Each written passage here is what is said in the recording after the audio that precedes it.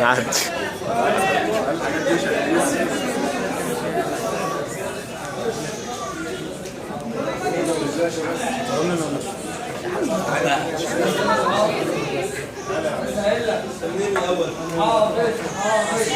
يا ابني خش دماغي بقى. خد يا عم. مش عارف المشي ولا خد يا عم. والله صور هو مع الرقص. يلا بقى يا رامي مش هصور. صور يا عم. عشان خاطر حبيبي، عشان خاطر حبيبي كنت ابوس عليك. تعالى يا رب.